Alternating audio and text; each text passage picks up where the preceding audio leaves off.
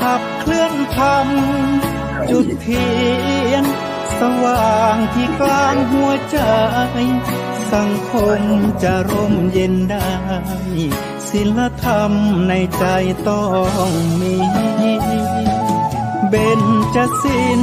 ว่ายังไงไหนลองท่องมาข้อหนึ่งห้ามฆ่าสัตว์ข้อสองห้ามลักทรัพย์ข้อสามห้ามประพฤติผิดในกามข้อสี่ห้ามพูดเท็จข้อห้าห้ามดื่มสุราแล้วเบญจะทำทั้งห้าว่าอย่างไรไหนบอกชัดๆอีกทีข้อหนึ่งเมตตากรุณา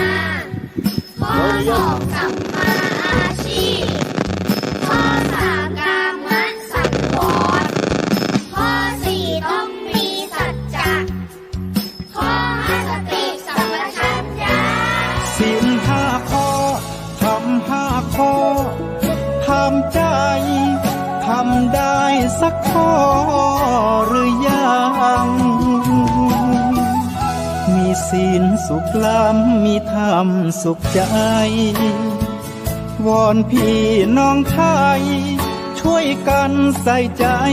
จริงจังยุคสมัยสื่อออนไลน์ทั้งโทรโจมตีใจเราทุกทางมีศีลมีธรรมเคียงข้างชีวิตพบทางสุขใจ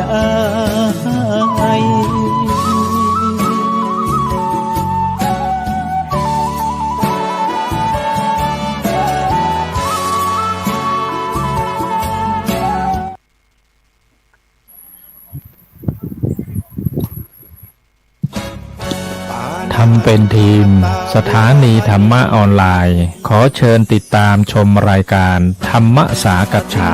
สนทนาธรรมตามการคุยทุกเรื่องทุกประเด็นเติมธรรมะให้หัวใจเติมอาหารใจเติมพลังใจให้ตนเองเป็นประจำทุกวันเวลา 20 นาฬิกาเป็นต้นไปโปรดกดปุ่มติดตามและกด Subscribe เมื่อทำเป็นทีมมาเราจะได้พบกันเพื่อรับฟังสารธรรมข้อคิดดีๆมากมายรับบุญง่ายๆด้วยการกดแชร์เผยแพร่เป็นธรรมทานสัพพะทานังธรรมทานังชินาติการให้ธรรมะย่อมชนะการให้ทั้งปวง1แชร์1บุญมีค่าเท่ากับเผยแผ่ธรรมะให้กว้างไกลแชร์ไปมากยิ่งได้บุญมากเป็นการเปิดโอกาสให้คนได้รับฟังธรรมพบปัญญามีความสุขพ้นจากทุกข์ด้วยการฟังธรรมะมาทวงคำมันหมู่บ้านศีลห้าถือเป็นพันธะศีลธรรมนำสุขทุกสมัยเราเป็นไทยเพราะมีธรรมประจำชาติหากไร้ศีลสิ้นธรรมต่ำอำนาจประเทศชาติจะอยู่ได้อย่างไรกันขอกล่าวคำว่าธรรมสวัสดีกับบรรดาท่านผู้ฟังแล้วก็ท่านผู้ชมทุกท่านที่กำลังติดตามรายการสังฆพัฒนาเพื่อประชาชนบทบาทพระสงฆ์ในยุคNew Normalทางช่องธรรมะเป็นทีมทีวีออนไลน์พระสงฆ์อุบาสกอุบาสิการ่วมกันเผยแผ่ธรรมะออนไลน์ไลฟ์สดทาง Facebook ทาง YouTube และสถานีวิทยุเครือข่ายคลื่นสีขาวชาวประชา8จังหวัดภาคเหนือ FM 104.50 เมกะเฮิรตซ์วัดฝ่ายหินจังหวัดเชียงใหม่ Facebook พระครูอภิวัฒนวิกรมรองเจ้าคณะอำเภอดอยหล่อวัดปากทางเจริญ Facebook หลวงปู่สหายธรรมหลวงปู่เขียวจากวัดพุทธภาวนาเวสเตโรสจากประเทศสวีเดน Facebook พระครูโสพลปริยัติ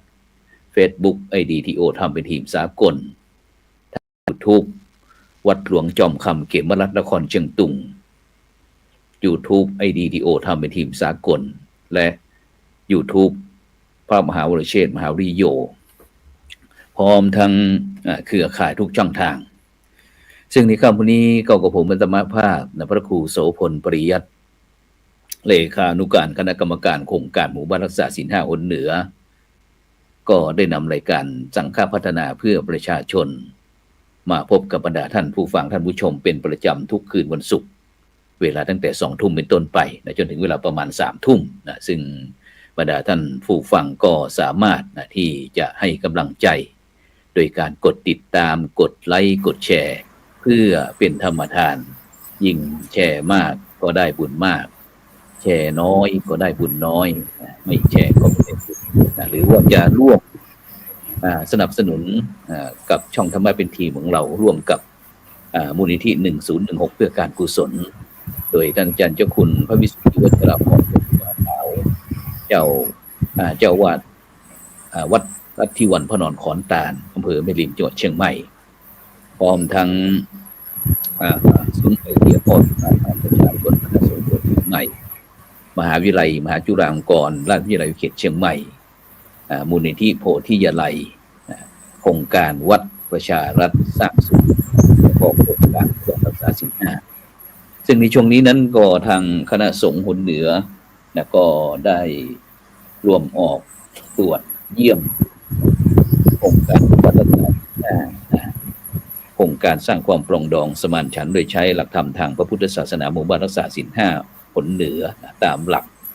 แผนยุทธศาสตร์ชาติ20 ปีแต่ตอนนี้ก็ไปประมาณสัก8 จังหวัด8 จังหวัดนะตั้งแต่จังหวัดพิษณุโลกอุตรดิตถ์จังหวัดตากจังหวัดสุโขทัยจังหวัดแพร่จังหวัดน่านแล้วก็จังหวัดพะเยาสุดท้ายเมื่อวันที่4 สิงหาคมที่ผ่านมานี่ก็ที่บ้านสถาน1ตำบลภูสางจังหวัดพะเยาแล้วก็วันที่5 สิงหาคมก็เป็นบ้านสันหมู่ 3ตำบลบ้านโป่งอำเภอเวียงป่าเป้าจังหวัดเชียงรายนะฉะนั้นเราก็นอกจากที่เราจะได้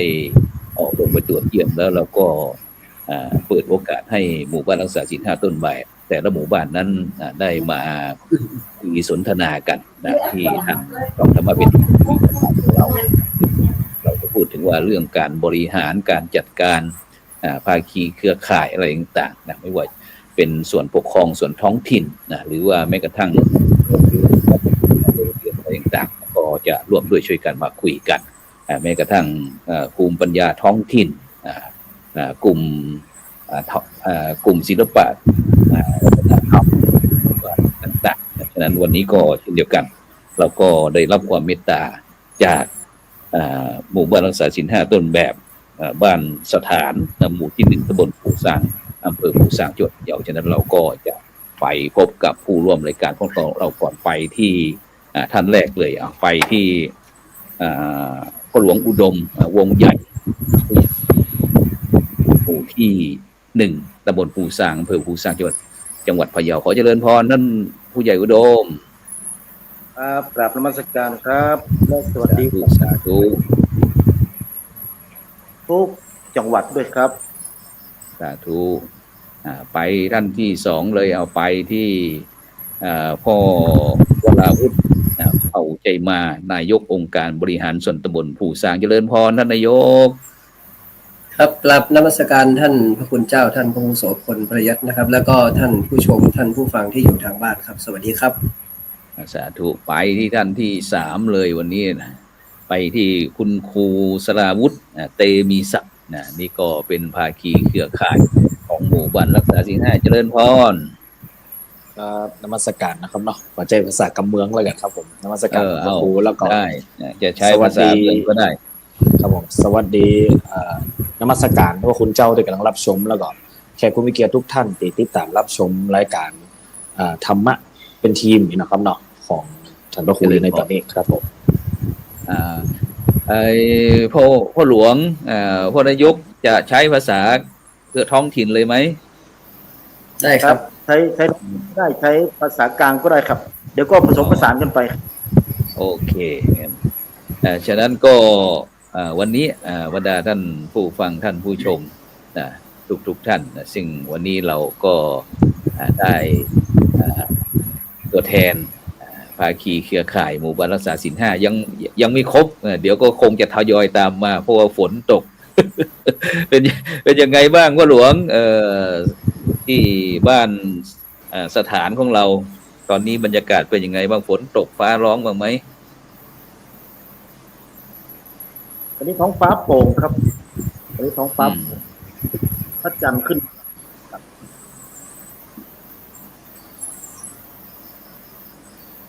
รู้สึกว่าเสียงจะไม่ค่อยท้องฟ้าตอนนี้หายเหนื่อยหรือยังพ่อหลวง ก็ยังชั่วแล้วครับท่าน ก็หลับฝันดีละ เหมือน 4-5 วันก่อนไม่ได้หลับเลย ทำไมล่ะ เหนื่อย ทำไม มาก ไม่ได้หลับได้นอน ที่ ล่ะ ไม่ท ทำไมไม่ได้หลับได้นอน เพราะอะไรเอ่ย ำ ก็ถ้านอนสักแป๊บเดียวแต่อยากจะมาทุ่มเทงานให้ลุล่วงให้สำเร็จเลยครับท่าน อ๋อแล้ววันนี้ทีมงานทั้งพ่ออนงทั้งคุณโยมวิภาดา ว่ายังไงกันเนี่ย ทั้งท่านอาจารย์พระมหาจิตรการ ยังไม่เห็นเข้ามาเลย น่าจะเข้าไม่ได้แล้วแต่ผมยังเข้าไม่ได้ผมต้องมาหาพระเลขา ให้พระเลขาช่วย ไม่ได้ไปหานายกไม่ได้ให้อุดล ในยกนี้มีทีมงานเก่ง เป็นยังไงบ้างนายกวันนี้มีความรู้สึกยังไงบ้างวันนี้เราได้มีโอกาสมาออนไลน์ทีวีออนไลน์นะซึ่งทุกทีเราก็จะเป็นออกคล้ายเป็นซูมบ้างอะไรบ้างแต่ในปัจจุบันนี้ก็คือการนำเทคโนโลยีสมัยใหม่มาใช้ในการเผยแพร่ซึ่งก็จะมีทั้งภาพทั้งเสียงเมื่อก่อนเราอาจจะมีทั้งวิทยุAM FM แต่ในปัจจุบันนี้ตรงนี้ก็ออกวิทยุเหมือนกันฉะนั้นคุณโยมวราวุฒิเผ่าใจมานายกองค์การมหาส่วนผู้ตำบลภูซางเป็นยังไงบ้างท่านนายกหลังจากที่หมู่บ้านรักษาศีล5ต้นแบบของบ้านสถานของเราได้รับการตรวจเยี่ยมแล้วเหนื่อยไหม ก็ท่านรู้สึกว่าเป็นสิ่งที่ทุกคนภาคภูมิใจนะครับที่ทางคณะสงฆ์แล้วก็ทางจังหวัดได้ให้เกียรติกับบ้านสถานซึ่งเป็นหมู่บ้านรักษาศีล5ที่จะเป็นต้นแบบของระดับประเทศหรือระดับชาติอันนี้เรามีความคาดหวังว่าน่าจะไปถึงระดับชาติเลยแหละและจะเป็นตัวอย่างให้กับชุมชนทั่วประเทศนะครับรู้สึกว่าดีใจนะครับแล้วก็ลุล่วงไปด้วยดีเพราะด้วยความร่วมมือของหลายๆฝ่ายหลายๆภาคส่วนนะครับตั้งแต่คณะสงฆ์จนถึงเด็กเล็กเด็กเยาวชนนะครับแล้วก็กลุ่มต่างๆในชุมชนแล้วก็ผู้นำในส่วนต่างๆซึ่งก็ให้ความสนใจไม่ว่าจะเป็นระดับจังหวัดผู้ว่าอะไรพวกนี้นะครับก็เป็นสิ่งซึ่งพวกเราบ้านสถานนะรู้สึกว่าเป็นเกียรติและดีใจเป็นอย่างยิ่งครับก็คงจะเป็นลักษณะที่เราได้ทุ่มเทและตั้งใจเหมือนกับที่ผู้ใหญ่บ้านบอกทุ่มเทและตั้งใจอยากจะให้งานนี้สำเร็จและเป็นตัวอย่างให้กับอนุชนรุ่นหลังด้วยครับซึ่งโดยเฉพาะวันนี้ทางช่องธรรมะเป็นทีมเราก็ต้องการให้หมู่บ้านรักษาศีล5ของเราเนี่ยได้มาคุยให้คุยให้สนทนาให้กับพี่น้องFC ที่ผู้ที่ติดตามเราเนี่ยได้ฟังว่าการที่จะเป็นหมู่บ้านรักษาศีล5ต้นแบบเนี่ยเขามีวิธีการอย่างไรอะไรต่างๆเนี่ยซึ่งเพื่อที่เขาจะได้นำไปประยุกต์ใช้กับหมู่บ้านต่างๆเพราะว่าโครงการหมู่บ้านรักษาศีล5ที่อาจารย์ได้พูดนั่นแหละบอกว่าเป็นการพัฒนานำโครงการเนี่ยมาปรับปรุงชุมชนหมู่บ้านเป็นหลักนะโดยใช้หลักธรรมทางพุทธศาสนาศีลทั้ง5ข้อนั่นแหละส่วนอีกโครงการหนึ่งที่จะหายออกกับวัดประชารัฐสร้างสุขนั่นก็จะเป็นอีกโครงการหนึ่งเป็นโครงการที่พัฒนาวัดฉะนั้นพ่อหลวงหายไปแล้วหายไปทั้งสองท่านจอมืดสนทนาก็พ่อนายกแล้วกันพ่อนายกทางองค์การบริหารส่วนตำบลภูซางของเราเนี่ยพอรู้ว่ามาแล้วครูเดี๋ยวก่อนนะครับครูครับไปที่ครูโดนก่อนเอาครูโดน วันนั้นเห็นว่าเป็นพิธีกรด้วยนอกจากที่เราจะสอนหนังสืออะไรต่างๆกับเด็กเยาวชนนักเรียนลูกๆนักเรียนแล้วทีนี้เรามาเห็นโครงการหมู่บ้านรักษาศีลห้าเนี่ยมีความรู้สึกยังไง คืออย่างที่ผมในความเข้าใจในฐานะที่เคยบวชมานะครับศีลก็คือความปกติของคนทั่วไปไงฮะเพราะฉะนั้นเราต้องให้เด็กเข้าใจและเรียนรู้ในความเป็นปกติของธรรมชาติของมนุษย์ซึ่งมันก็เข้ากับหลักสูตรในหลายๆอย่างเมื่อความปกติของทุกคนมีความปกติที่ผมสอนประจำนะครับก็คือแล้วเราก็จะไม่ต้องไปเกลียดชังใครไม่ต้องไปกลัวใครที่จะมาเกลียดชังเราแล้วก็ไม่ต้องไปขโมยของใครไม่ต้องไปดื่มของพวกเราเพราะทุกคนอยู่ด้วยความเป็นปกติเพราะฉะนั้นแล้วผมก็จะนำความปกติเนี้ยว่าถ้าคนเราเนี่ยมีศีลก็คือจะต้องมีความปกติถ้าใครไม่มีศีลก็แปลว่าคนนั้นยังไม่ปกตินี่ก็เลยเป็นจะใช้คำนี้ให้มันติดปากครับซึ่งเราแปลจากบาลีโดยตรงว่าศีลแปลว่าปกตินะฮะผมก็จะใช้คำนี้มาคุยกับนักเรียนครับประมาณนั้นครับวันนั้นเห็นไอ้เยาวชนนักเรียนลูกๆนักเรียนอะไรต่างมาร่วมงานเยอะเลยครับไม่รู้ว่าลูกได้อะไรบ้างไม่รู้เนี่ยก็คือว่าสิ่งหนึ่งที่เด็กได้ครับก็คือสิ่งที่เรามองง่ายๆคือในวันนั้นนะครับคือทุกคนจะเข้าใจว่าพระเนี่ยเด็กกับพระเนี่ยมันจะเป็นสิ่งที่เหมือนไกลตัวกันอย่างหนึ่งเพราะว่าคนที่ใกล้กับพระที่สุดเด็กๆจะเข้าใจว่าเป็นคนแก่คนที่มีสูงอายุคือผู้สูงวัยแก่ต้องไปวัดเรายังเป็นเด็กยังไม่ต้องไปวัดไปทำอะไรคนเมืองก็คือไปขอขนมตุ๊ปี้ อะไรประมาณนี้ฮะแต่ณวันนี้ภาพลักษณ์มุมมองอีกมุมมองหนึ่งคือที่มองพระก็คือว่าพระไม่ได้มีแค่การที่จะให้ในแบบนั้นแต่พระยังมีวิธีให้อีกอย่างนึงคือให้ความรู้ให้ศีลธรรมให้คุณธรรมก็คือเป็นผู้เนี่ยนะปกติการตรวจแบบเนี้ยการตรวจหมู่บ้านตรวจอะไรเนี่ยปกติเราจะเห็นแค่ฝ่ายปกครองเช่นเป็นฝ่ายทางบ้านเมืองใช่ไหมครับฝ่ายปกครองเช่นฝ่ายทางอำเภอท้องถิ่นจังหวัดหรือผู้ตรวจการอะไรมาแต่ในวันนี้พระมาตรวจโยมซึ่งปกติมันไม่ค่อยมีแล้วเด็กก็ถามว่าครูแล้วพระเขามาตรวจอะไรอ่ะแล้วเขามาตรวจแล้วเขาได้อะไรผมก็เลยตอบนักเรียนไปว่าพระมาตรวจพระไม่ได้อะไรแต่พระไม่ได้มาตรวจนะพระมาดูว่าสิ่งที่พระให้มาเนี่ยเราทำได้ไหมแล้วพระเขาให้อะไรก็พระเขาให้ศีลไงอาจารย์ที่ว่าเราเขาก็ให้ศีลตลอดให้เป็นประจำให้แล้วเราเอาศีลไปทำจริงไหมที่เขามาตรวจหรือเขามาดูว่าสิ่งที่พระให้เนี่ยเอาคืนพระกลับไปยังเพราะฉะนั้นแล้วก็ย้อนกลับไปที่ครูเคยสอนว่าศีลคือปกติแสดงว่าพระมาตรวจความเป็นปกติของความเป็นคนของเราก็พูดประมาณนี้เด็กก็จะประมาณนี้อะไรเงี้ยครับสาธุไปที่พ่อหลวงอุดมวงใหญ่ก็แล้วกันพ่อหลวงพอทราบข่าวว่าบ้านสถานของพ่อหลวงเนี่ยได้เป็นหมู่บ้านรักษาศีลห้าต้นแบบของจังหวัดพะเยาเรามีการเตรียมการอย่างไรในการบริหารการจัดการมีการแบ่งงานให้ช่วยกันทำในการเตรียมงานพ่อหลวงมีการบริหารจัดการอย่างไรครับจริงๆแล้วการเตรียมงานพอผมทราบข่าวว่าทางเจ้าคณะจังหวัดท่านผู้ว่าให้เป็นตัวแทนของจังหวัดประเมินหมู่5พอผมมาคุยที่ประชุมที่หมู่บ้านผมว่าต้นทุนผมก็สูงอายุพ่อบ้านแม่บ้านเยาวชนให้ความสนใจที่ต้นทุนสูงก็คือชอบศาสนาชอบไปวัดทำบุญทุก7 วันทำบุญกันตลอดแม้แต่วันนั้นคณะกรรมการมาเห็นในการตรวจสถานโดยที่ใช้หนังสือก็คือถือว่าผมมีต้นทุนสูงกับผู้สูงอายุในการเตรียมงานผมก็แบ่งงานแต่ละตัวหนุ่มๆพ่อบ้าน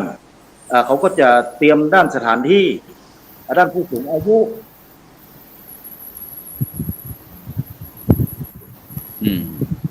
สัญญาณน่าจะไม่ค่อยดีคืนจะไม่ค่อยดีสักเท่าไหร่ก็เตรียมบ้านก็เตรียมงานแบบ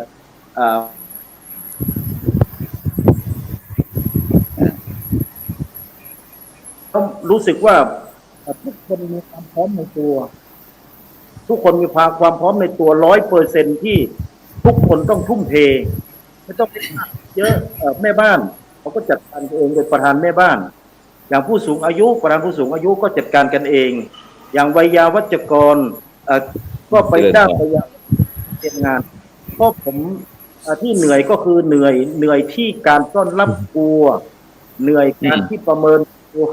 ลัวจะไม่ผ่านกลัวจะประเมินไม่ผ่านจริงที่เหนื่อยแต่ด้านแรงด้านการคิดด้านระดมสภาพกำลังของในชุมชน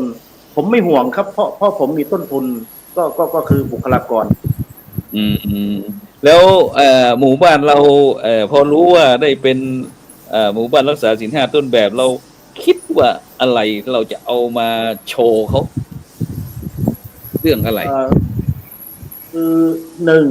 อัตลักษณ์เอกลักษณ์ของภาษาคือแล้วก็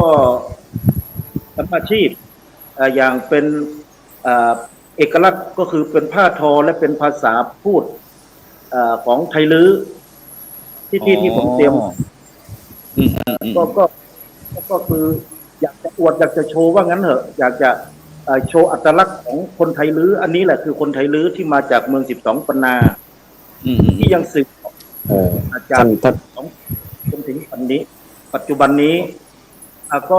ก็เกิดผลเกิดประโยชน์เกิดความรักใคร่เกิดความเชื่อถืออันนี้เลยคือที่ผมสบายใจคือตัวนี้ครับต้นทุนของมันท่านพระครูครับผมขอเสริมตรงนี้ได้ไหมฮะก็คือผมในฐานะที่เป็นบุคคลที่อยู่ในชุมชนนี่แหละผมก็เกิดที่นี่โตที่นี่มันมีอย่างหนึ่งคือคนไทยลื้อเนี่ยมันมีวิถีโดยเฉพาะวิถีชีวิตของคนไทยลื้อเนี่ยจะมีความผูกพันเอาง่ายๆคือเราจะเริ่มต้นด้วยสองอย่างนะครับคนไทยลื้อเนี่ยวิถีชีวิตคนไทยลื้อเนี่ยจะมีความเชื่อมโยงกับ2อย่างคือ1ความเชื่อเรื่องบรรพบุรุษหรือที่เรียกว่าผีประจำเมืองผีอะไรเนี่ยซึ่งเป็นความเชื่อเดิมของเซาท์อีสเอเชียละแล้วความเชื่ออย่างที่2เนี่ยก็คือทางพุทธศาสนาซึ่งให้ความสำคัญมากเพราะฉะนั้นวิถีชีวิตตั้งแต่เกิดจนตายคนไทยลื้อจะมีความเกี่ยวพันกับ2เรื่องนี้หมดเลยเพราะฉะนั้นแล้วสิ่งที่เมื่อกี้ผมขยายความจากท่านที่ผู้ใหญ่คุยก็คือว่าอยากโชว์อัตลักษณ์ความเป็นไทยลื้อแล้วก็โชว์วิถีภาษาเนี่ยใช่หมดเลยครับตรงประเด็นเป๊ะเพราะ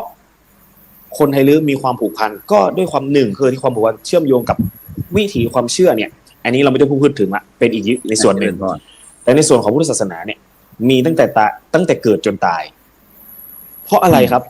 มันมีความเกี่ยวโยงกับศีลแน่นอนเพราะเมื่อเวลาไปทำกิจกรรมอะไรต่างๆที่วัดพระต้องให้ศีลละเมื่อพระให้ศีลมันก็เกิดการทบทวนเกิดการทำความเข้าใจ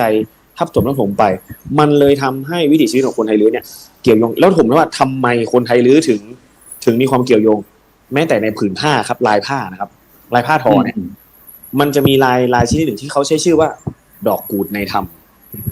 ซึ่งคล้ายๆตัวละภาษาล้านนาแล้วในงานศิลปกรรมของชาวไทยลื้อก็คือจะมีผ้าที่เรียกว่าผ้าห่อคัมภีร์อันนี้ก็คือการนำเอาศิลปะเนี่ยงานศิลปะชีพเนี่ยเข้าไปเกี่ยวโยงในพุทธศาสนาแม้แต่ผ้าลวดลายต่างๆเนี่ยจะทำอะไรต่างๆเนี่ยคือทำขึ้นมาแล้วเพื่ออะไรไปทำบุญเลยนะครับอันดับแรกก่อนที่จะมานุ่งห่มนะนี่คือด้วยความเป็นคนไทยลื้อเนี่ยจะอยู่ในหลักของทางพุทธศาสนาเยอะมากเรื่องทานนี่คือข้อแรกเลยครับคนไทยลื้อเนี่ยทานนี่คือสุดๆทานศีลและศีลนี่ก็คือก็เนี่ยครับการรักษาศีลเนี่ยคือจะเป็นสิ่งสำคัญก็เหมือนที่วันนั้นที่ไปตรวจดูว่าในหมู่บ้านส่วนใหญ่คนไทยลื้อจะชอบกินผักไม่ชอบกินเนื้อสัตว์เท่าไหร่กุดลถ้าสมมุติว่าพี่น้องไทยลื้อของเราเกี่ยวกับเรื่องผีเรื่องเข้าวัดเข้าวาในปัจจุบันเนี่ยอาจารย์ถามว่าในชุมชนบ้านสถานเรามีการนอนโหดผู้เฒ่าผู้แก่มานอนวัดจำศีลอะไรบ้างไม่มีไหมมีครับยังมีคือเมื่อผ่านมาเมื่อปี2 ปีตั้งแต่โควิดเนี่ยมันเกิดปัญหาเรื่องว่าการไม่ให้มาชุมนุมอะไรกันมันก็คนนอนก็เลยหายไปช่วงเมื่อประมาณก่อนโควิดนี่คือนอนเกือบ 20-30 คนเลยนะครับแต่สิ่งหนึ่งที่ไม่ขาดคือวันพระในตอนเย็นน่ะที่ผลที่มันเกิดขึ้นครับผลสำลิดที่เกิดขึ้นก็คือว่าคนที่มาสวดมนต์ไม่ดูหนังสือไม่ดูหนังสือเลย เพราะว่าอะไรก็คือเนื่องจากว่ามาประจำจนจำได้ครับอาจารย์จะเป็นประมาณนี้ครับ อันนี้คือผลสะท้อนที่เกิดขึ้นครับเจริญพรครับขออนุญาตเพิ่มเติมครับเพิ่มเติมในเจริญพรแล้วเชิญพ่อหลวงพ่อนายกครับคือชุมชนไทลื้อเนี่ยผมเพิ่มเติมจากผู้ใหญ่บ้านแล้วก็ครูดลนะครับไทลื้อเนี่ยเขาเป็นบรรพบุรุษเนี่ยคือเป็นลักษณะของการที่ผู้ใหญ่เด็กอะหรือว่ารุ่นลูกรุ่นหลานนะจะเชื่อฟังผู้ใหญ่เพราะผู้ใหญ่เนี่ยเขาใช้หลักธรรมในทางพระพุทธศาสนาเนี่ยสังเกตว่าชนไทลื้อเนี่ยเขานับถือศาสนาพุทธเป็นชีวิตจิตใจนะครับเจริญพรเสร็จแล้วบรรพบุรุษลูกหลานเนี่ยจะตามผู้ใหญ่พูดอะไรเขาจะเชื่อเขาจะฟังโดยธรรมะโดยใช้หลักธรรมที่ผู้สูงอายุผู้เฒ่าผู้แก่ที่อยู่ในชุมชนเนี่ยเขาจะสืบทอดเจตนารมณ์หรือสืบทอดความคิดอะไรต่างๆทางด้านภาษาทางด้านวัฒนธรรมทางด้านชีวิตความเป็นอยู่อะไรพวกนี้เขาจะถ่ายทอดกันมาเป็นทอดปัจจุบันนี้วิถีชีวิตที่ดั้งเดิมเขาก็ยังมีอยู่ถึงแม้จะรับเอาวัฒนธรรมใหม่ๆหรือว่าเอาเทคโนโลยีใหม่ๆเข้ามาแต่ว่าวิถีชีวิตดั้งเดิมเขายังเหมือนเดิมในการที่จะรักษาไว้ซึ่งภาษาศิลปะนะครับแล้วก็เชื่อฟังผู้เฒ่าผู้แก่ที่เขาอยู่ในชุมชนถ้าเขาบอกว่ามีผู้นำพูดเรื่องนี้ซึ่งมีหลักมีเหตุมีผลเขาจะเชื่อและเขาจะฟังเขาจะปฏิบัติตามกันเพราะนั้นจะเห็นว่าในชุมชนบ้านสถานทั้ง3หมู่บ้านเนี่ยเขาจะมีความรักสมัครสมานสามัคคีกลมเกลียวไม่ว่างานอะไรต่างๆที่ทางอำเภอก็ดีทางจังหวัดก็ดีหน่วยงานราชการอื่นๆเนี่ยเข้ามาให้ขอความร่วมมือขอความส่งเสริมกิจกรรมอะไรต่างๆในความร่วมมือจะมีสูงมากนะครับจะไม่ให้ใครจะไปโต้แย้งอะไรที่มันไม่เป็นประโยชน์เนี่ยเขาจะช่วยกันอย่างดีเลยครับนี่คือผมขอเพิ่มเติมในลักษณะของคนไทยลื้อที่เราสุดในลักษณะของศีล 5เราใช้ศีลเราใช้ความเชื่อของบรรพบุรุษที่เขาได้สั่งสมมานะครับอันนี้คือขอเพิ่มเติมนะครับพ่อนายกในฐานะที่เราดูแลทั้งตำบลโดยเฉพาะองค์การส่วนปกครองส่วนท้องถิ่นเราได้มีส่วนในการสนับสนุนหรือว่าส่งเสริมอนุรักษ์จารีตประเพณีพี่น้องไทยลื้ออย่างไร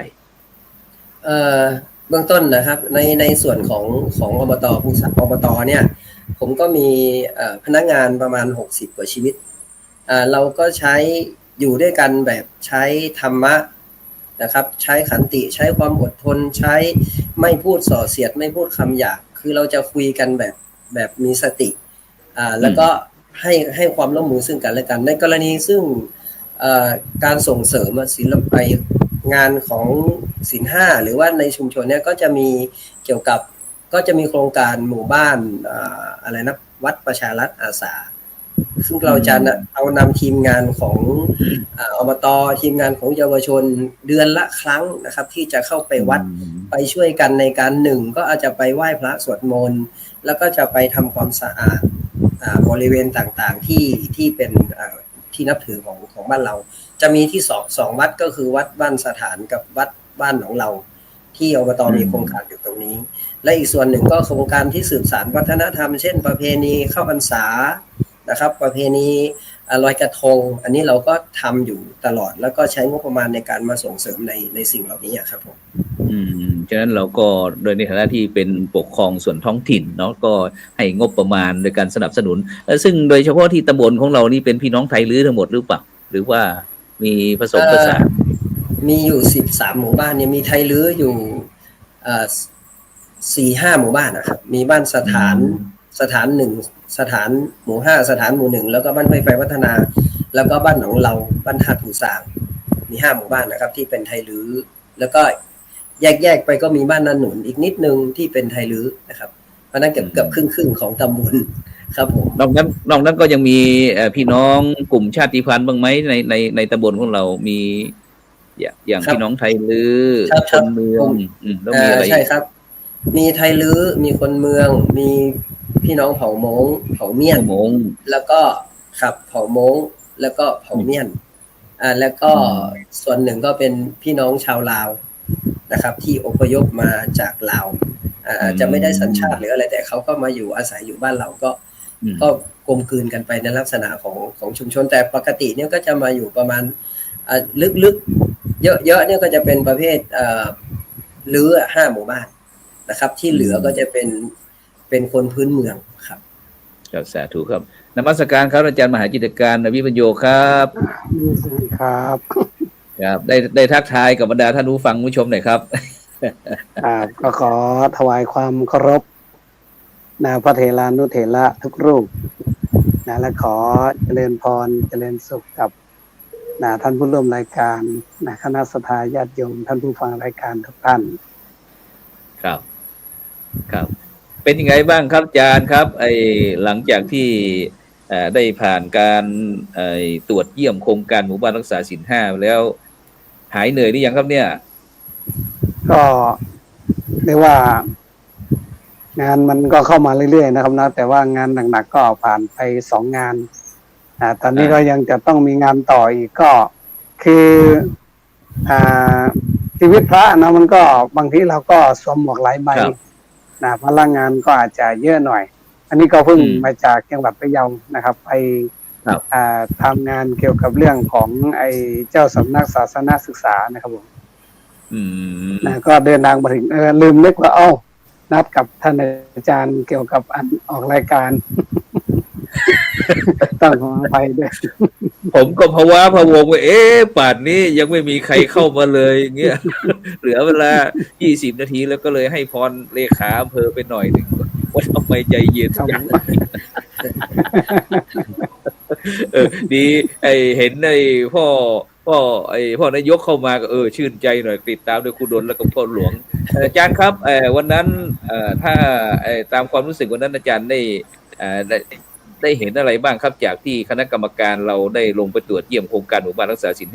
5ที่วันนั้นที่ถือว่าสมบูรณ์แบบหรือยังครับที่หมู่บ้านของเราได้เต็มที่นี่ครับเต็มศักยภาพหมายความเราได้โชว์พลังทั้งอะไรทุกสิ่งทุกอย่างตามวัตถุประสงค์ของโครงการนะครับอาจารย์ครับวันนั้นหรือว่าขาดตรงไหนเสริมเติมเต็มตรงไหนครับผมครับได้เห็นความพร้อมในความไม่พร้อมนะครับความพร้อมก็คือในส่วนของความร่วมมือไม่ว่าจะเป็นฝ่ายคณะสงฆ์คณะประเมินตลอดจนถึงท่านผู้นำแล้วก็ญาติโยมสาธุชนไม่ว่าจะมีปัญหาอุปสรรคก็คือช่วงเวลาที่ผ่านมาเนี่ยฝนตกหนักตลอดนะครับก็เรียกว่าห่วงหน้าพระวงหลังไหนจะเป็นเรื่องของถ้าเป็นญาติโยมก็ทุ่งนาน้ำท่วมเนาะอะไรต่างๆก็มากมายครับในส่วนของพระก็ลำบากการอยู่การกินก็ลำบากฝนตกในส่วนของการจัดงานก็ค่อนข้างจะมีปัญหาเพราะว่าเราทำอะไรมันไม่สะดวกทำความสะอาดวัดก็ไม่ทันไงเนาะในใจเรื่องของการยืมของอะไรต่างๆก็กลัวว่ามันจะมีปัญหาเกี่ยวกับการติดตั้งเชื่อไหมอาจารย์ก่อนงานแค่วัน2 วันเองนะเพิ่งจะมาผูกผ้ากันนะครับเพราะว่าถ้าเราไปเอาผ้าผูกก่อนเนี่ยฝนตกใส่ก็จะเกิดขึ้นเชื้อราเราก็จะต้องมาเรียกว่าต้องหาเงินมาซ่อมเขาอีกครับก็เลยเรียกว่าจัดงานกันแต่ในที่ร่มครับโชคดีว่าฟ้ายังปราณีฝนยังเมตตาวันงานไม่มีนะครับอย่างนั้นก็2 วันครับได้จัดงานนี่บอกว่าเห็นความพร้อมในความไม่พร้อมก็คือถ้าหากว่า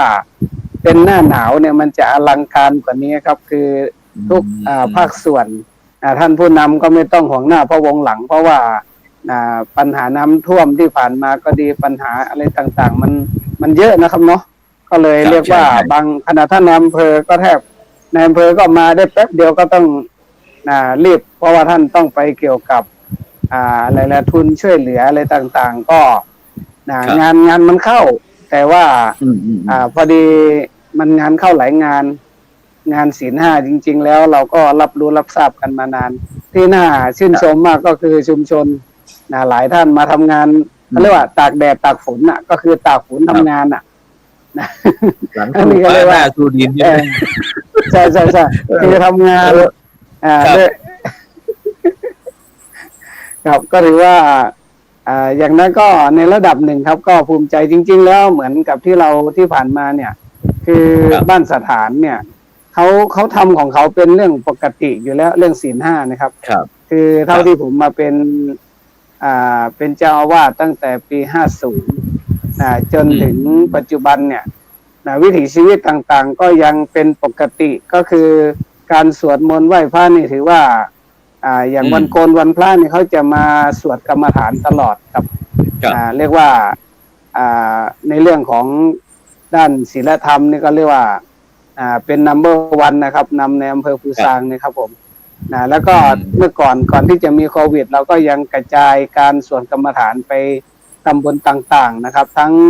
กลุ่มผู้สูงอายุทั้งอำเภอแล้วก็ไปตามวัดต่างๆทั้งตำบลป่าสักตำบลภูซางทุ่งกล้วยเราก็ไปกันก็เพิ่งมาหยุดมหกรรมสวดกรรมฐานสัญจรตอนโควิดนั่นแหละเพราะว่าเขาห้ามนะครับก็ยังมีความคิดเริ่มที่ยังจะทำอยู่ครับเพราะว่าได้ประสานกับท่านนายอำเภอว่าเราจะเป็นแกนนำในเรื่องของการนำกรรมฐานเนี่ยไปสวดเพราะว่าเนื่องจากปัญหาผู้สูงอายุเนี่ยปัจจุบันเนี่ยค่อนข้างจะมากขึ้นครับไม่ว่าจะเป็นโรคซึมเศร้าถูกทอดทิ้งความว้าเหวโดดเดี่ยวอะไรต่างๆเราก็มองถึงว่าตรงนี้การสวดกรรมฐานเนี่ยจะทำให้ชุมชนเนี่ยมีที่พึ่งมีพระรัตนตรัยเป็นที่พึ่งในขณะเดียวกันการมารวมกลุ่มกันเนี่ย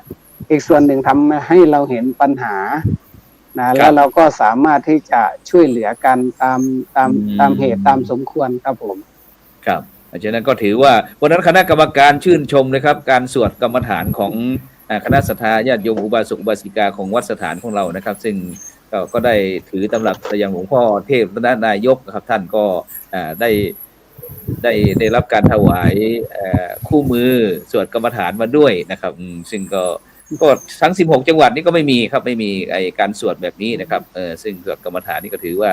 เป็นวิถีชีวิตของคนวัดปฏิบัติสถานฉะนั้นพ่อหลวงอุดมวันนั้นเห็นว่ามีการจำลองบ้านของพี่น้องไทยลื้อขึ้นมาเราต้องการสื่ออะไรพ่อหลวงวันนั้นครับก่อนที่จะคุยเรื่องบ้านจำลองตอนนี้ผมก็อยู่ศาลาวัดเมื่อกี้พระอาจารย์ถามว่ามีผู้เฒ่าผู้แก่ผู้สูงอายุมาวัดไหม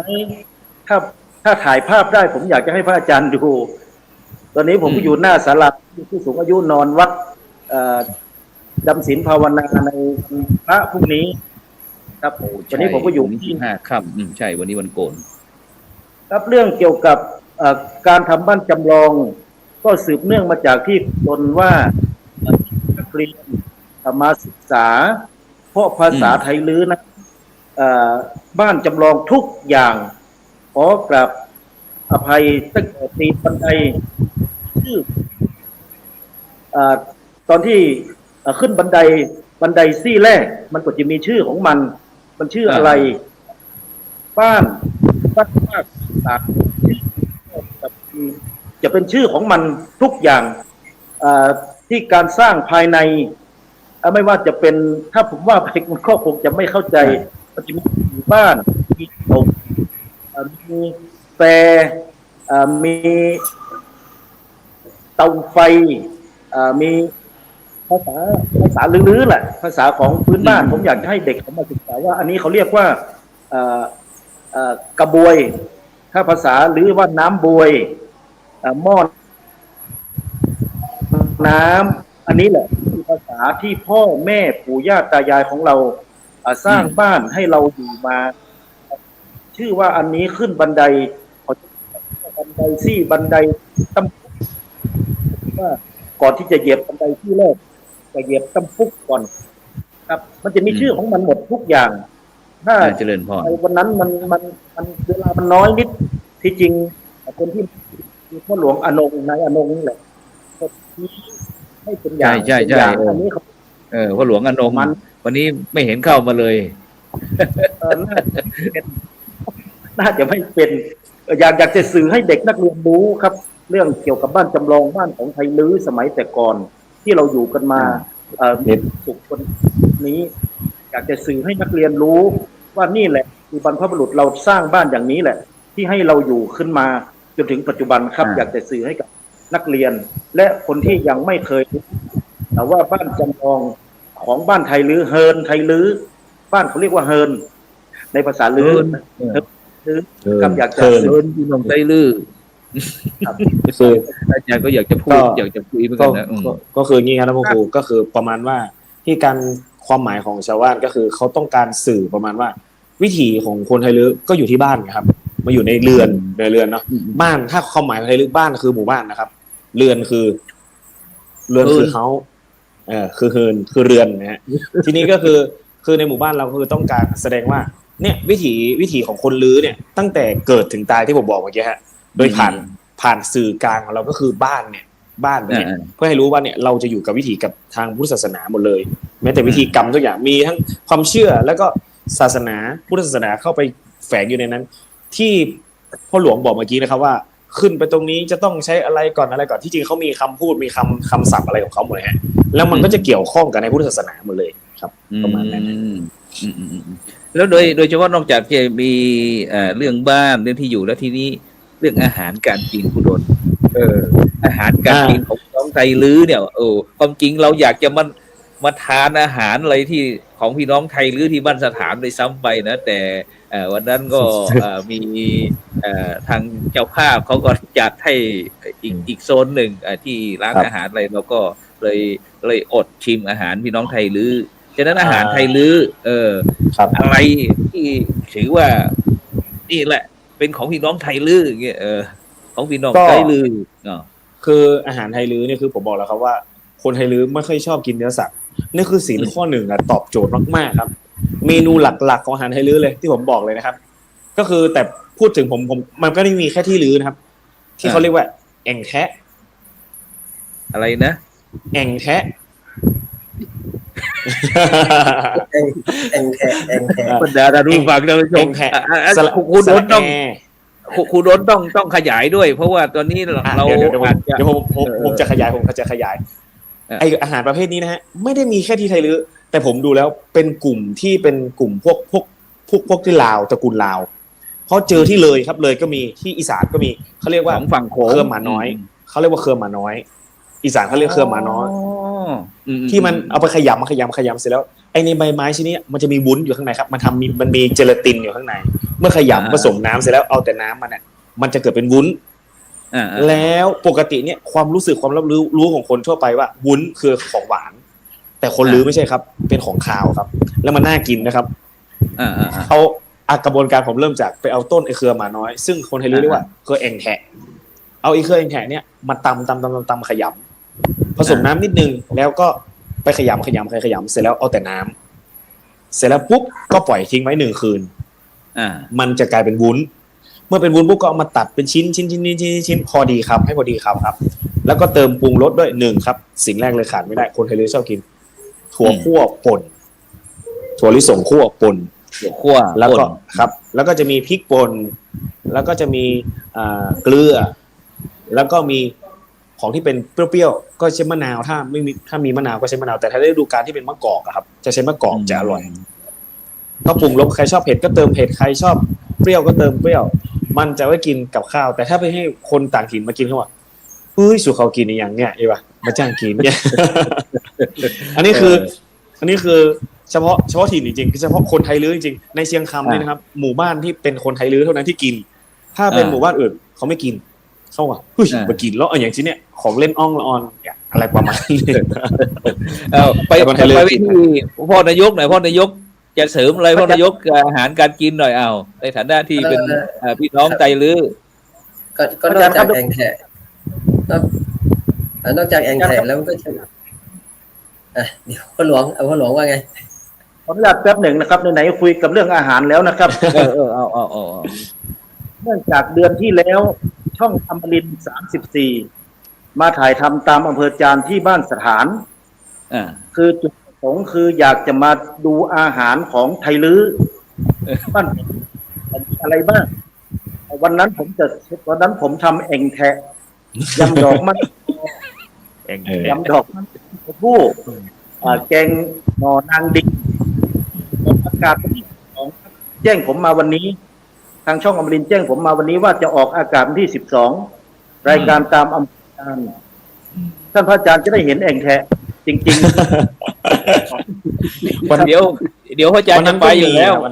นั้นมี เพราะสัญญาใจกับอาจารย์อาจารย์มหาจิตรการอยู่มีสัญญาใจกันอยู่เดี๋ยวจะไปขอ ๆมาละ แล้วก็พระอาจารย์ครับมีอีกหนึ่งอาหารที่เป็นเขาเรียกว่าเป็นแบบเป็นท็อปซีเครตของคนลื้อไทยลื้อที่นี่เลยก็คือขนมดอกซ้อซึ่งจะนิยมทำกันเฉพาะในช่วงสงกรานต์เท่านั้น ขนมดอกซ้อ ครับพระอาจารย์รู้จักต้นซ้อไหมครับ ไม่ ต้น รู้ ซ้อ แล้ว ต้นซ้อจะเป็น ขนุนมะม่วงลำไย ต้นซ้อจะเป็นต้นไม้ชนิดหนึ่งที่ปกติแล้วเขาก็จะใช้ไม้มาไปทำไหข้าวแล้วมันจะมีดอกครับฤดูกาลดอกมันจะอยู่ประมาณช่วงหน้าหนาวประมาณปลายปีเสร็จแล้วคนไทยลื้อจะเก็บดอกมาเนี่ยเอามาตากแดดจนแห้งแล้วมาป่นผสมกับแป้งแล้วทำเป็นขนมเขาเรียกขนมดอกซ้อซึ่งก็จะมีเฉพาะคนไทยลื้อทำอีกแล้วที่อื่นไม่ทำที่12 ปันนาก็มีครับที่เมืองยองก็มีอันเนี้ยขนมชนิดแล้วก็เท่าที่เห็นก็คือมีเฉพาะคนไทยลื้อเท่านั้นแต่ทาง12 ปันนาเขาจะเรียกว่าเขาดอกซ้อขนมดอกซ้อดอกซ้อเลยต้นซ้อเอาพอนายกเอาว่าคราวนี้ถ้าพูดถึงขนมดอกซ้อเนี่ยเอาอีกอาหารอีกชนิดหนึ่งที่ไทยลื้อชอบทานนะครับก็คือหอนึ่งตากหอนึ่งตากของนึ่งตากเอาว่ามาอธิบายอันนี้ก็เป็นอาหารอีกชนิดหนึ่งหอนึ่งตากนี่ทำมาจากถ้าจะเปรียบเทียบก็คือเตาบ้านเราเรียกว่าเตาแต่มันเป็นเส้นสาหร่ายเหมือนสาหร่ายออกจากแม่น้ำที่ลึกๆแม่น้ำที่เย็นๆเช่นแม่น้ำโขงสมัยก่อนมันจะมีที่แม่น้ำเปื่อยตรงบ้านสถานเนี่ยมันจะมีแม่น้ำเปื่อยเนี่ยจะมีตากมันออกมาคราวนี้สมัยนี้มันไม่ค่อยมีละนะครับพอนึ่งตากนี่ก็ทำย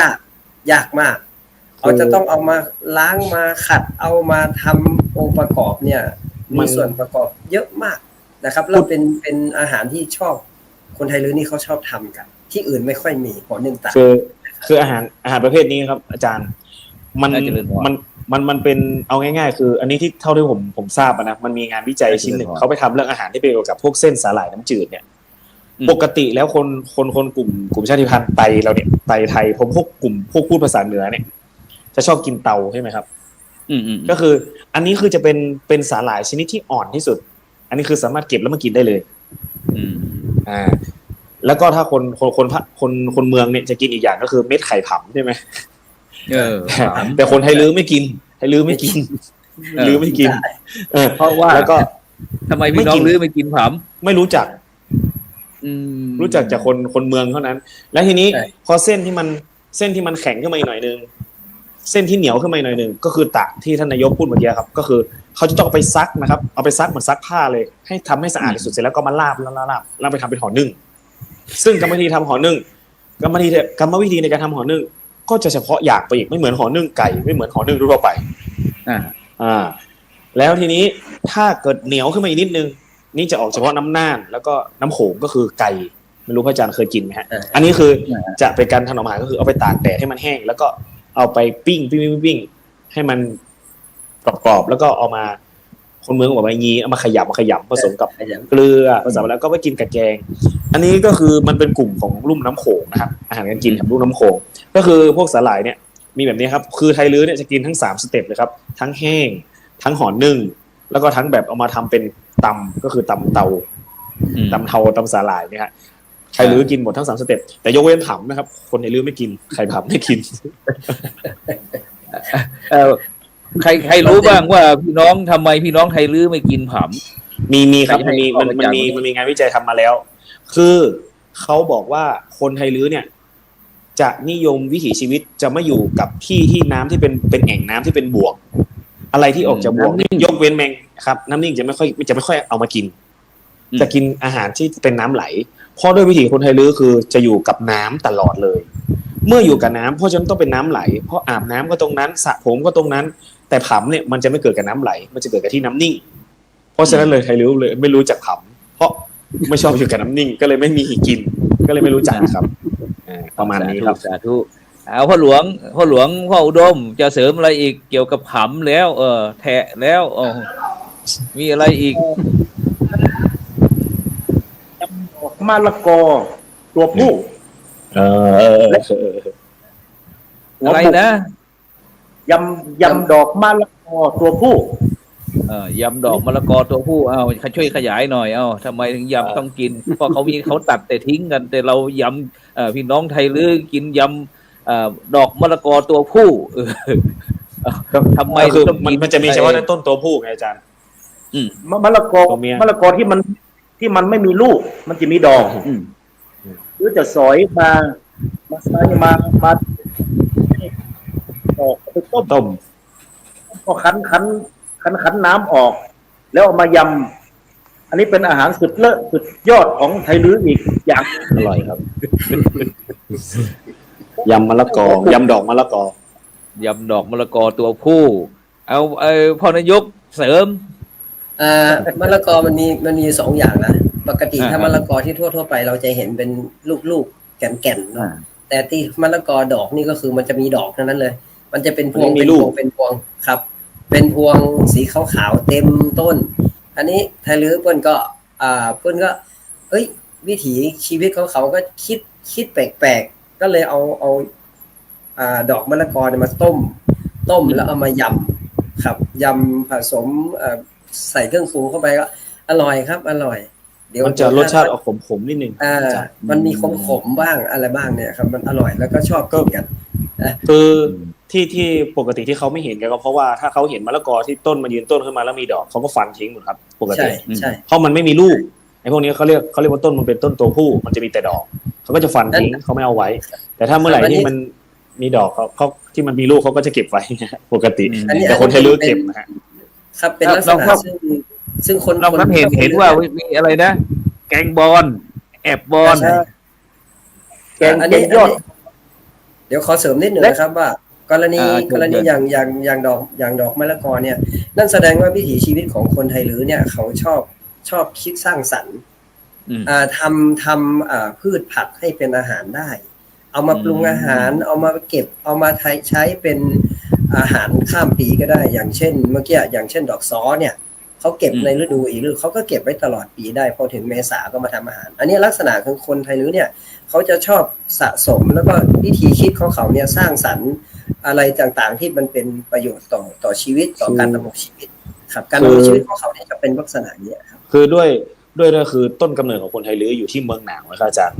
เพราะฉะนั้นคือเวลาหน้าหนาวมาปุ๊บเราจะต้องมีเสบียงตุนไว้เพราะฉะนั้นก็คือสิ่งที่ทำได้คือการถนอมอาหารตากแห้งครับเพราะเวลาหน้าแล้งปุ๊บมันหากินยากเดี๋ยวคลิปต้นกำเนิดเราอยู่ที่จีนไงฮะตอนใต้จีนเวลาหนาวมันหนาวจัดแล้วก็แล้งก็แล้งจัดมันไม่มีเพราะฉะนั้นเขาต้องรู้จักไม่ได้ทำน้ำผักเนี้ยผักหน้าฤดูหนาวหน้าฤดูที่มีผักอะไรก็เอาดอกผักที่แก่แล้วก็มาทำมาตำเป็นน้ำผักแล้วก็แม้แต่ที่เมื่อกี้ที่พ่อหลวงพูดครับดอกมะละกอแล้วก็อะไรอีกนะเมื่อกี้หัวบุกซึ่งคนลือเรียกว่าหัวอีหยอ อะไรคือหัวบุก มันเป็นต้นบุกป่านะพระอาจารย์บุกอยู่ในป่าครับเขาจะเอามาขูดมาแล้วก็มาต้มแล้วมีกรรมวิธีสารพัดครับถ้าพูดอธิบายต้องเอาไปใส่น้ำดังน้ำขี้เถ้าสุดท้ายมันจะคล้ายๆกับกระเพาะปลาครับเวลามันพร้อมจะทำคล้ายกระเพาะปลาที่เขาเอาไปแช่น้ำมาอืดๆพองๆแบบนั้นเสร็จแล้วก็มายำอีกครับยำแห้งๆกินยำหัวอีหยอเขาเรียกหัวอีหยอเขาเรียกหัวอีหยอหัวอีหยอต้องถามท่านเจ้าคณะอำเภอครับว่าท่านได้ฉันบ่อยไหมครับแบบเนี้ยอาจารย์ครับอาจารย์มหาเป็นอาหารจานโปรดไหมครับหัวยอหัวอีหยอครับส่วนใหญ่พี่น้องไทยลื้อก็จะคล้ายๆกันก็คือผมอยู่ที่วัดดอนชัยตลาดมาก่อนเนาะอาหารพวกนี้เนี่ยจะมีแต่ผู้เฒ่าผู้แก่ถ้าเป็นพระก็เรียกว่าหลวงพ่อหลวงลุงหลวงตาถ้าเป็นสามเณรเป็นเด็กก็จะไม่ค่อยกินกันเพราะว่ามันจะเป็นเมนูผักล้วน